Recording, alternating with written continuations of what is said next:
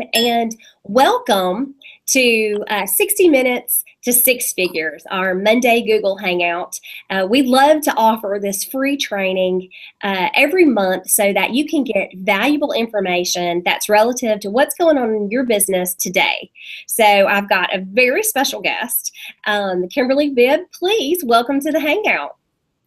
Thank you, Jenny. I'm really glad to be here. I love doing these Hangouts with you, and I'm passing along some information that some of the agents may find helpful. Thanks for having me. Well, you know that you're always one of my very favorite guests, not only because you work side by side with me here at Get a Real Estate Life, helping to inspire agents and support them in their business, but because you're so talented in so many of the areas of the training that we offer and that we really want to get out to agents. And today, of course, is no different. Right now, the market is hot, and especially Kimberly, as you've been out there working with buyers and sellers weekly, right? You know that your day is covered up with a lot of people who want to buy houses.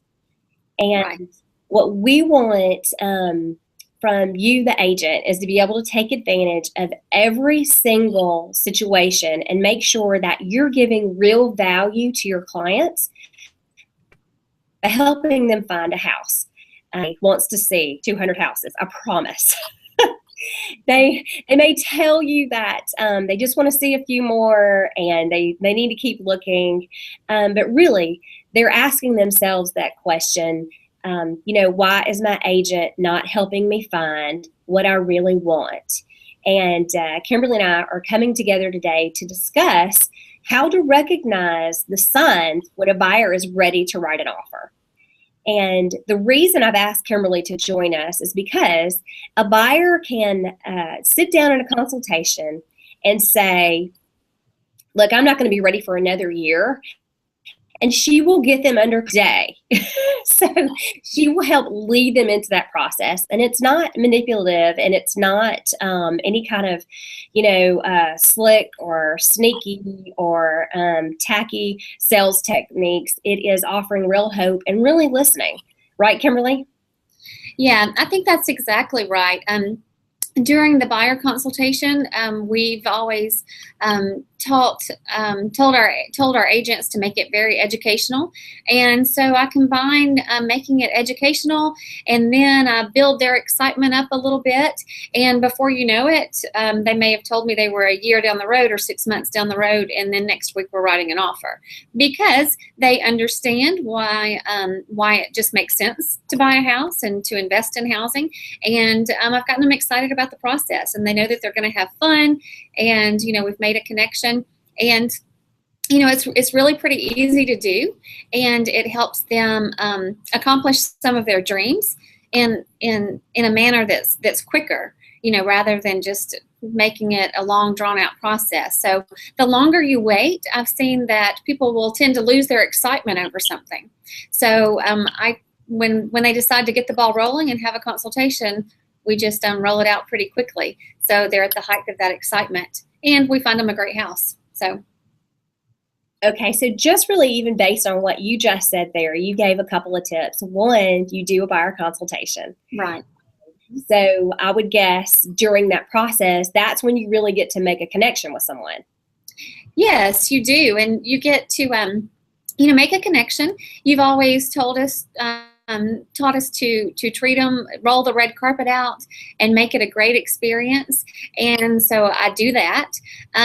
There are times that you'll have to do it at one of the first showing at the house. I actually did one last night at my house.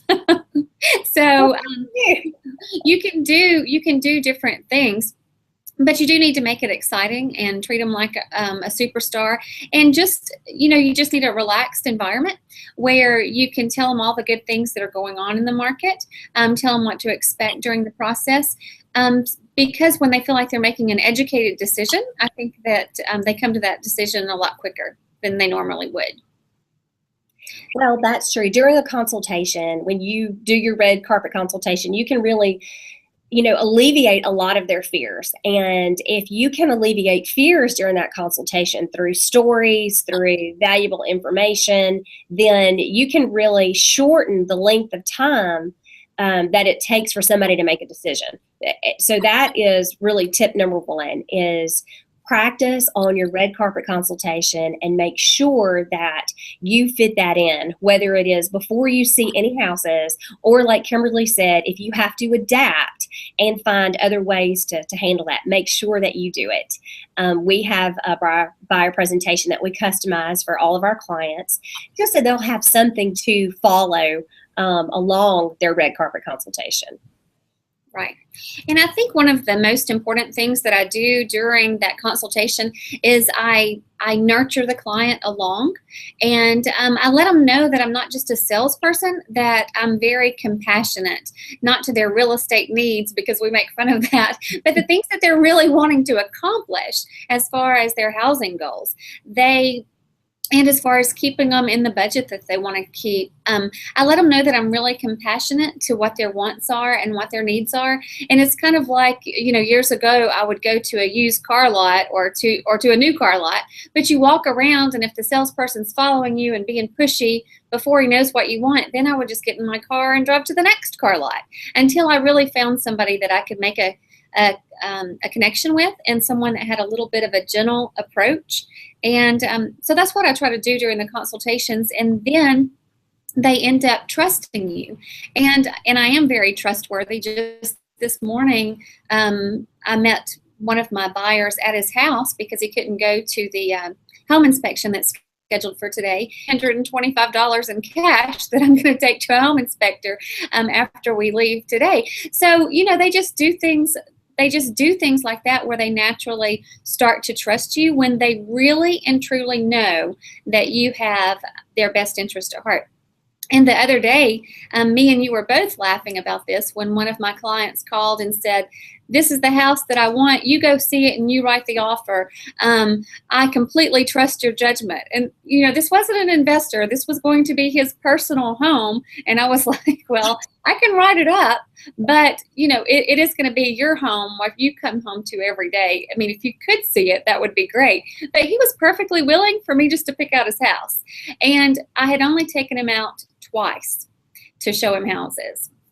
So we went one day, and the next day you set that trust up front during your consultation, and really you can't lay down a foundation of trust without a proper consultation up front. There are certain questions you have to ask, and there's certain information that you have to show before people can really buy in to who you are. And Kimberly, you do just such a great job at that.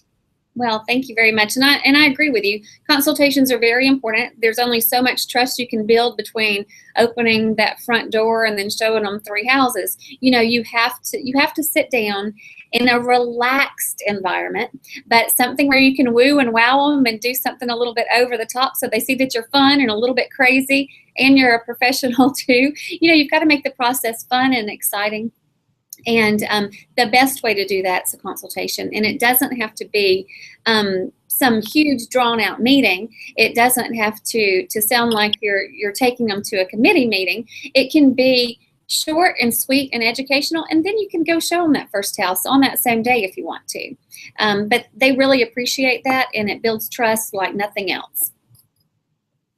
Well, and so during that consultation, what is it that you feel like you say to help them shorten their showing process? Well, I ask a lot of questions and I listen. I think it's more asking the questions and listening to what they have to say versus what I say. But I certainly do have a few little scripts and a few tricks that I say in order to build trust and to let them know that I have compassion to what their needs and their wants and things like that are. I let them know that I'm not going to upsell them.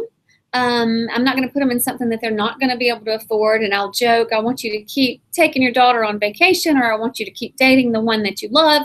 I want you to still be able to go out for nights on the town. So they know immediately that that it's not all about the money. Now, I want them to get the nicest house that they can afford. I want them to have, God's biggest blessing.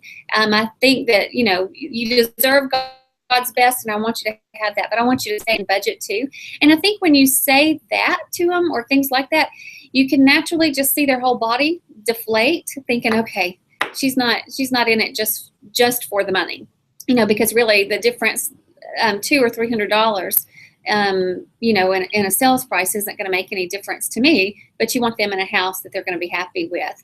So I'll say things like that. I'll ask them about who the decision makers are, so I'm not having to go out and show them, to the husband and the wife and then both sets of the in-laws, because I just want to make sure that all the decision makers are there and that they're comfortable making their decision. So I do things like that, but it's mostly just letting them know that I take my fiduciary duties seriously and that their needs are above my own. So what are some of the things that you normally hear during that consultation when you sit down with a buyer? I know that for me, I used to hear, Genny, I really am excited about sitting down and learning this whole process, but we are nowhere near being ready. It's going to be, 6 months, 8 months, maybe 10 if we're lucky. We haven't even applied for a mortgage yet. We do not even see ourselves, moving for several months. And then, of course, and I, never considered myself really a salesperson, but through the consultation and through the process, we would end up in after the week. So what do you normally hear from buyers that sit down? What's the very typical thing that you hear? A lot of it is, that they want to know how much the housing is going to cost, how much down payment. Those are usually the true reasons. And you have to kind of uncover those through different kind of questions, because no one wants to say, I don't have $9,000 to put down on a house.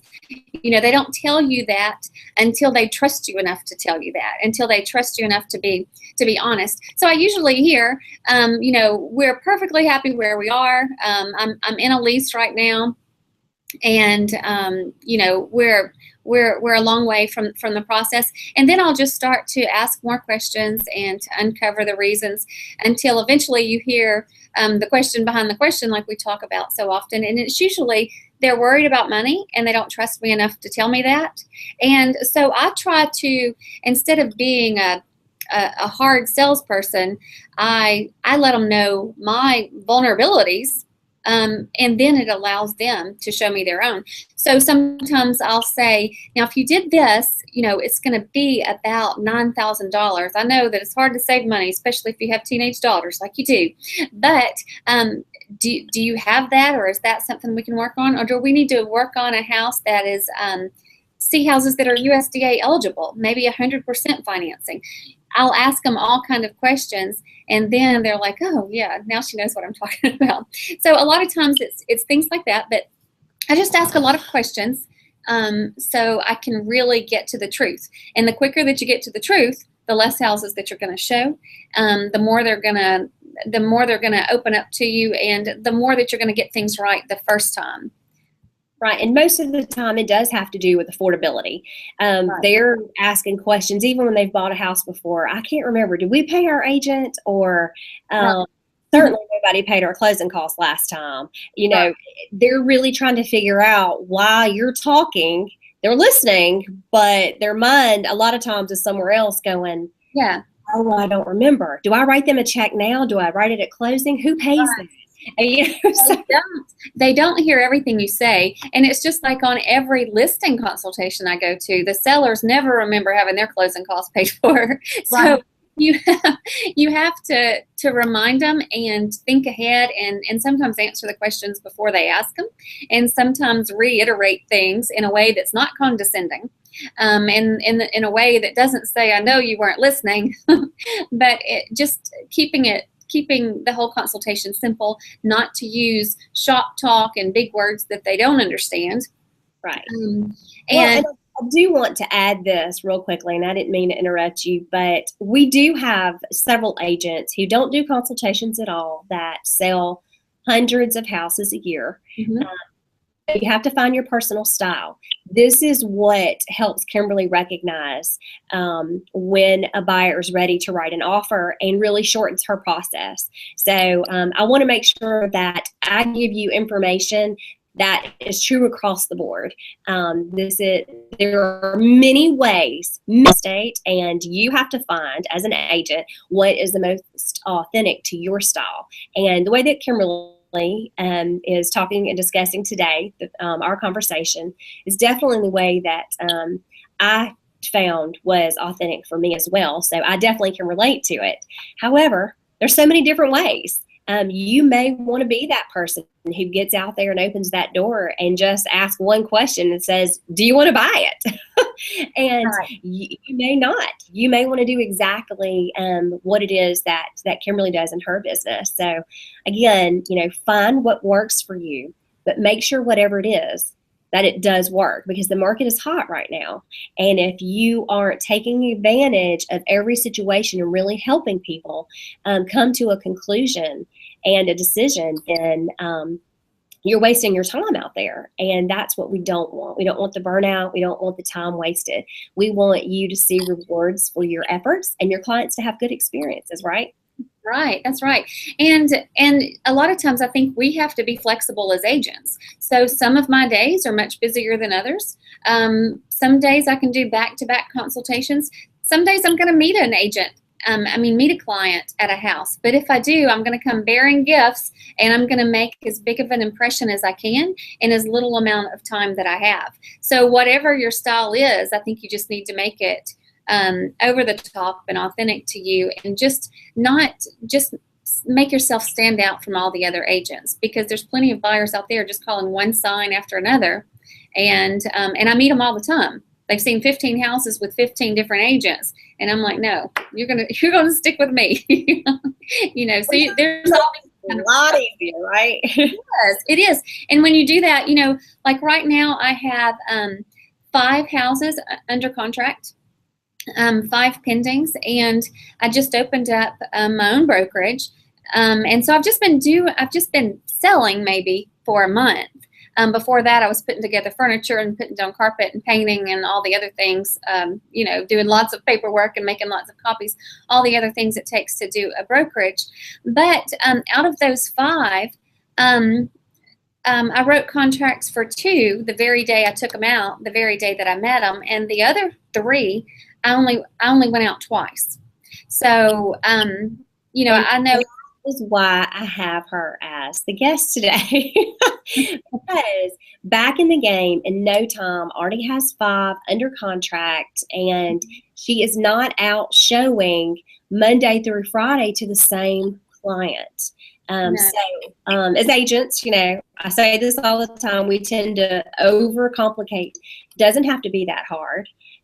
Kimberly, what do you feel is probably a huge reason that you can take somebody out once or twice and be able to help them make a decision? Again, I think it goes back to the needs and the goals. And then I remind them of their goals constantly. For instance, this one guy, we got his house under contract. He needed to find a house quickly. And so I kept reminding him of that. He was a little lackadaisical in his style. I kept reminding him that we're on a deadline and we've got to do this and we've got to move quick. When I thought that he wasn't necessarily hearing what I was saying, I would talk about him in front of him using some strong language. For instance, we were looking at houses, and sometimes you have to ask a lot of questions for people. Sometimes they really want a garage, but they never mentioned a garage, and you don't recognize that until you're out showing them. So sometimes you have to change your whole plan, and I don't show them 5 houses without garages. Just so I can take them out the next time. If they want a garage, if that's a deal breaker, if that was just recently uncovered, then I stop right there. I cancel all the showings and I start calling signs on houses that have garages. So this happened while I was out showing, and it wasn't the garage thing, but a similar thing happened while I was out showing this client houses, and it was the language that I used with the other agents. And I would say, Jenny, is there any way that I can get in to see this house? We're sitting in the driveway. It doesn't appear like anybody's home, but I need to come in today. I've got a client in my car, and today is the make or break day. We're making a decision today. And then I would look at him and just to say, we're making a decision today. And you know what? We made a decision that day, even when we had to change our game plan.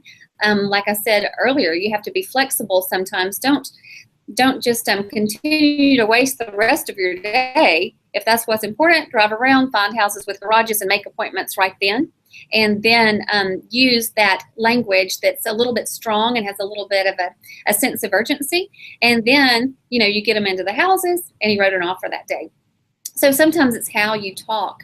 No, that is like such a huge tip. And I hope that you as the agent really heard what she said and how she set that up. Vinny Alonso and I were at a conference one time, and the agent on stage was talking about how, he closed 100 and something transactions, I believe, the year before. And the way that he did it was very similar to this. He would, his big thing was get him in your car, get him in your car. Of course, that's my anti thing. But again, there's so many ways, right, to make money in this business. But he was get him in the car, get him in a house, because he wanted him emotionally wrapped up in something. And that's what he used, like what you just said, a sense of urgency. He would call that other agent while he was in that house and say, tell me all the offers that have been put in on this house. Right. Tell me all the showings that have been happening. Wow, that many showings, right? And then he would really just like work that excitement up so that people wanted it more. And it helped them to make a decision. When we fail our clients, it's because we don't help them lead. We don't lead them to a decision, and they're left out there hanging. Nobody wants to be left out there hanging. Everybody wants to be sold. They just don't want to feel like they've been sold. Don't want that yucky feeling. But when somebody walks into Best Buy, they want to leave with whatever it is they dreamed of when they walked in the door. And it's the same with real estate. They want to leave with the keys. They want to leave with the dream and the hopes of what their life is going to be in that house. So help them do that. And sometimes it's not logical, it's not rational, but it's not you to decide if it's rational or logical. It's them. And there's different things that you can say to them too. I think it probably helps because I'm a woman. I've got this real intuitive sense in me. I can tell when someone's hurting. I can tell when someone's upset. I can tell when they're happy. And I use that to my advantage because I know that I can recognize people's feelings. And, if there's someone that's a little sensitive and they're walking off by themselves, I'll ask them things. If we got this house, what do you think you'd love the most about it? And then they'll start going on with their dreamy little story. And you can use, different things like that.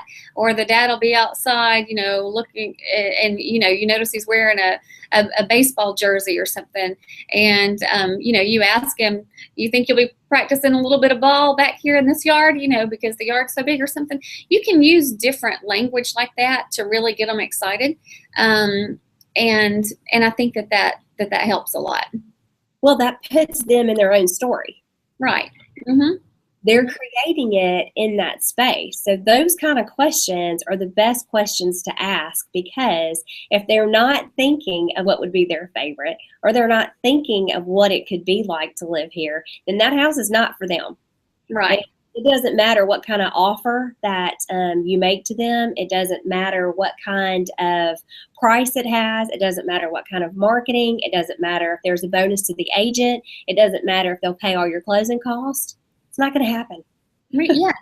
And in order to find out what they are going to like about a house, you need to get to know them a little bit and find out what their hobbies are and what their favorite things to do are.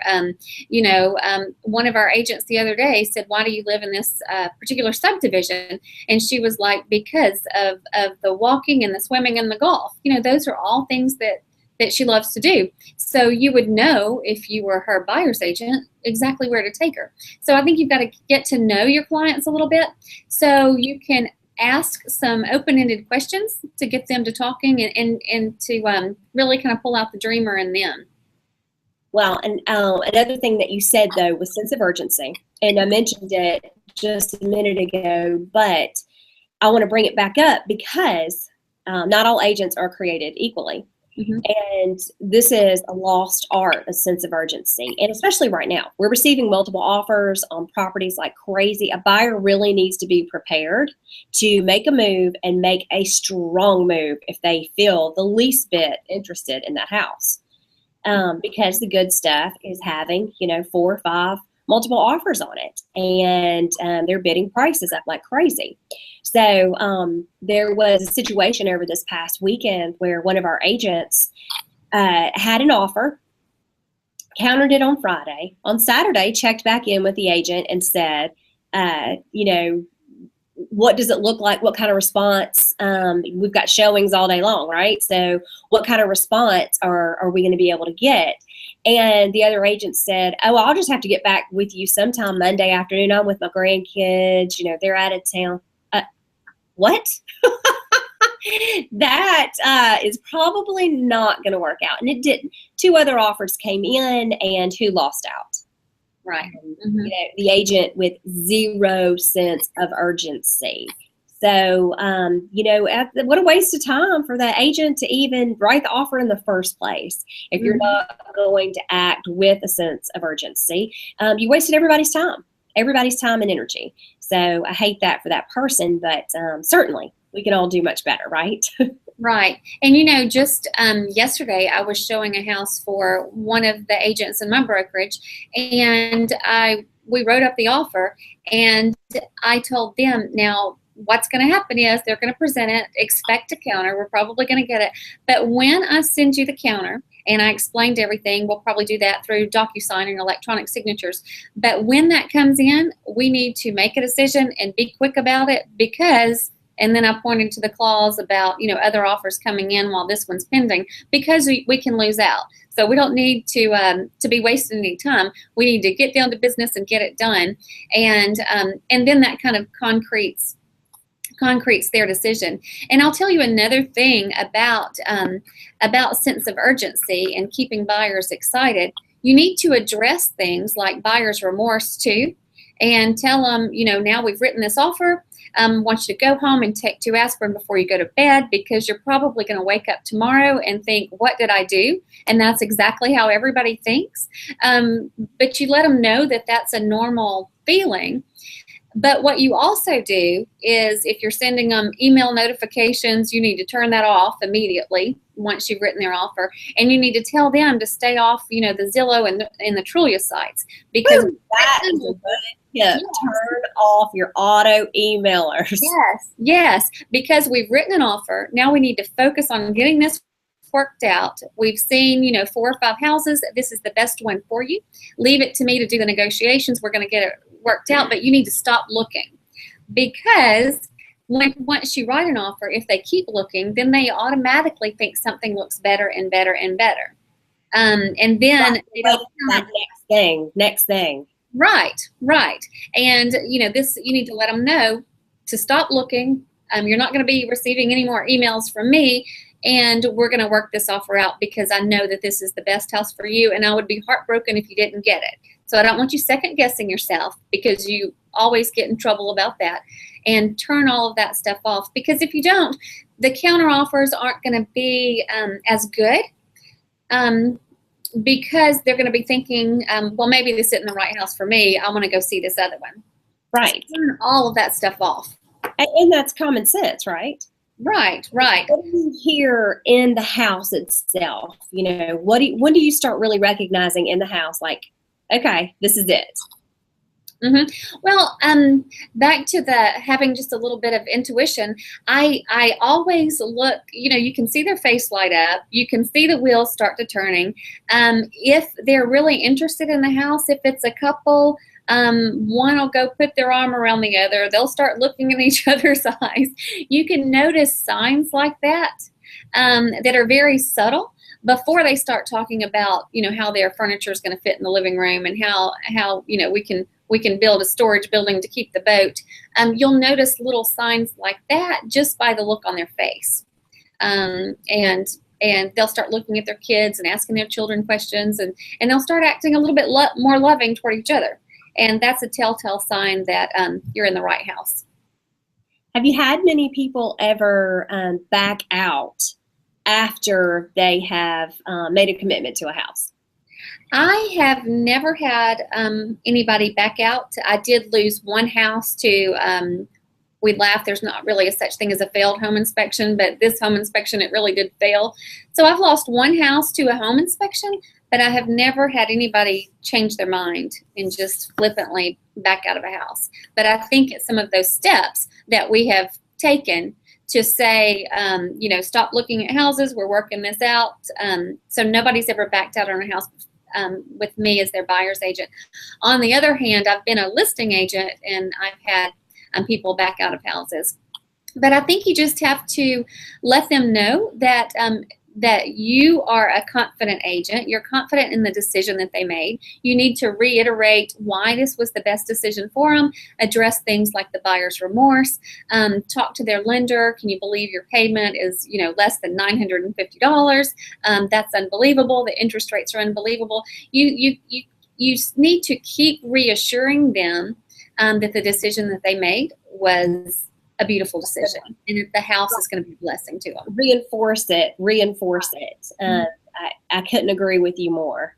Right. Because we're going to get messages from everywhere, from parents, from children, from neighbors, from church members, from their contractor buddy, from another agent that felt they probably should have earned the business. I mean, they're getting lots of negative messages, and they, at that point, will feel like people are trampling on their dreams. So if you're that person to lift up and reinforce and reiterate why they made a really good decision and that they did make a good decision, then not only are, you know, people are going to be on your side the whole time, but they're going to feel like you are that only safe place. Right. You're the only person that gets it. Yes, it is, and they'll hold you in the highest regard if you're someone who is helping them achieve their dreams and believing in them and believing in their own dreams of home ownership. So letting them know that you're always on their side and that you're truly making the best decision for them or helping them make their best decision, that they'll stay with you for a very long time, and they'll refer you other business when they know that you really, really care. Well, anything else that we need to make sure that we add about cutting down? Is there anything else that you do in the consultation or do to match houses with buyers? Is there anything else that we need to make sure that the agent gets value? I think when you think you've asked enough questions, just ask a little bit more, and then a lot of times. You know, one person in the party will be the talker and the other one's not such a talker.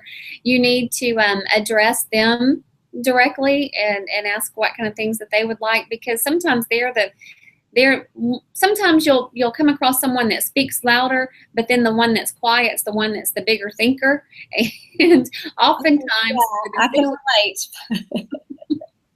Oftentimes they're the decision maker. So, you know, I think you just need to ask lots of questions and, you know, ask questions about their lifestyle too. You know, I think as agents we get into, do you want 3 bedrooms, 2 bath, garage? You know, do you like split levels, 1 level, 2 level? We ask questions all about the house, and we leave out questions about their lifestyle or their habits. Like, you know, some people will tell you they want a big kitchen, but come to find out they only cook on Thanksgiving. So what they really want is close to restaurants and close to shopping and close to nightlife. So I think you need to ask more questions about lifestyle and how they live their day-to-day lives, and less questions about the house. And that's exactly what I was wanting to get to. Or the lifestyle questions. Last night, my family and I watched The Blind Side, and they had Thanksgiving dinner. And she said, y'all come on in the kitchen and fix your plate. And they said, and Tim McGraw said, everybody, thank your mama for driving down the store and picking this Thanksgiving dinner up. That is a different kind of family than someone that is going to really take the time and cook for a whole week, waiting for that special meal together. So I love that movie, but it's very true. But that very lady may be the one that wants the huge kitchen, so you've got to get her that. But if it's not close to the KFC, that's never going to work for their lifestyle, you know. So you don't want to buy them a house just to let the children starve. So you've got to ask lots of questions. And I think when you just need to, one of the things that I do think that I'm good at is asking them questions to make them think. You know, so that most agents are good at asking about the bedrooms and baths and the floors and what do you like. right. I think it's the lifestyle questions that we fall short of, and not just about the KFC and the shopping, but where do they work? How what times do they go to work? What kind of commute do they have? If traffic is going to make them pull their hair out, then it doesn't matter if they're in a beautiful house and suddenly they're bald because you've put them in a traffic mess every day. I like to drive. That kind of thing doesn't bother me, but some people, it drives them crazy to get in traffic. So you need to find out kind of what their pet peeves are, what their lifestyle is, and then, what they want in the house. Now, you and I you don't mind driving, and you'll drive an hour to do what you need to do. And I about have a conniption fit of 10 miles. So you're right. And that probably outweighs way more decisions than we realize. And you have to ask those questions. You have to ask a buyer those questions. And I was sharing with you a story earlier about my friend that sits on a stool, does open houses in the middle of a house, and she just asks lifestyle questions. Right. Oh, honey, what elementary school do your children go to? Where are they moving up to? Where would you like to see them go to high school? Now, where do y'all go to church? How long have y'all been attending that church? And she can match up exactly what neighborhood you are, thinking in your head, because she's asked all the right questions. And never once asked, how many bedrooms are you going to need? Or are you looking for a 2-car garage? So that is the magic, I believe, in really shortening the whole process for people. So yes, I think so too. Yeah, take all of your experiences, all the reasons people buy or choose not to buy houses. It's important to tell your clients stories that you've learned, but it's also important to internalize those stories to get you to ask the right questions to your buyers. And if you can do that, I don't usually show more than 5 houses to clients. 2 of the 5 that I have pending, I showed 1 to each, and I let them know. I usually show about 5 houses before my buyers make a decision. But now I search and I ask all these questions and I find out about your lifestyle and what your wants and what your needs and all of that is beforehand. So if we go to one house and you write an offer, that's okay, because I expected that, because I picked the cream of the crop to show you. So you have to let them know that you know a lot about buyer behavior. And I think that that's something that you really need to study in your own business. Makes it easier. Okay. And if you didn't hear what she just said, she just shows on average about 5 houses to each client. That doesn't mean every single buyer she's ever had has seen, less than 5 houses. Probably many have seen, 1 or 2. But she sets that expectation up and says, I do a lot of research on the front end, okay? So it's not unusual for you to write an offer on the very first house that we see. Don't be embarrassed by it. Don't think that you're doing something wrong. It means that I'm doing my job right. So all of these things will help you shorten the process because we really want you taking advantage of a hot market. Anything else we need to make sure that we add? I mean, you've given tremendous tips and value already, Kimberly. I don't think so. Just learn from your own business. Like you just said, the reason I started telling people it's okay to write an offer on the first house, and I do it exactly the way you were just talking about, is because one day I was riding in my car with a buyer client. I saw his expression on the first house, but he didn't say anything about writing an offer, and I didn't want to be pushy, so I kept going until eventually he said, "How many houses should I see before I write an offer?" And I was like, "Well, I think you should have written an offer on the first one we saw." And he was like, "Well, me too. Let's go back and do that." So I added that. I added that. He was thinking, right, that he had to go through the whole process to probably make you happy because you had worked to do the research for these houses. Because I set all those showings up, and it's the same thing. So just use anything that happens in your business like that. The same thing, happened when I had a buyer one time say, "When should I pay you? I mean, when do you get paid and how much?" They had never bought a house before. I didn't make it clear to them that I was getting paid from the seller in that instance at the closing table, that they didn't owe me anything. They were kind of backing away until they figured out how much I cost. So you've got to just take every experience that has happened in your business, or every experiences that you've heard from other agents, and use them in your own business to make the process more streamlined, but more personal, at the same time. But and when you do that, it's easy and it's fun, and and people are more comfortable because it's not an overwhelming process. Well, that's true. I want to thank you for all the value that you've given today. Please let people know how they can reach you if they have questions.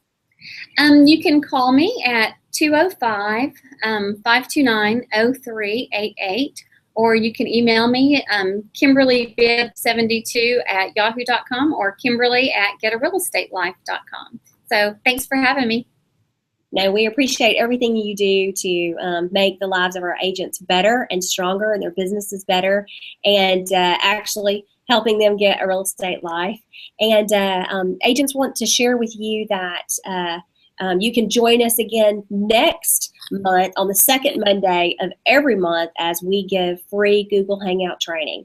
Now, one thing I want to remind you about is this Thursday on June 11th, we have Discover Your Unique Edge workshop. It's a lunch and learn from 11 to 1. All proceeds go to Leukemia and Lymphoma Society of Alabama, and it's only $30 to attend, but it's where we really break down and discover what you may already be doing and what makes you special as a person that we can use in your business to really help you stand out. Would love for you to attend. I believe several people bought tickets today, so we only have about 7 more seats left for that for this Thursday. And you can check that out at getarealestatelife.com. And we have our signature course that is starting on June 15th, and it's called 6-Figure Intensity, where we're really teaching you how to create the habits that you need to go out and get business consistently so you can sustain yourself long after the 6 weeks of the course is up. So if you're interested in that, check out 6figureintensity.com. And Kimberly, thank you so much for joining us today, and thank you, agents, for joining us. We definitely hope that you have a 6-figure day.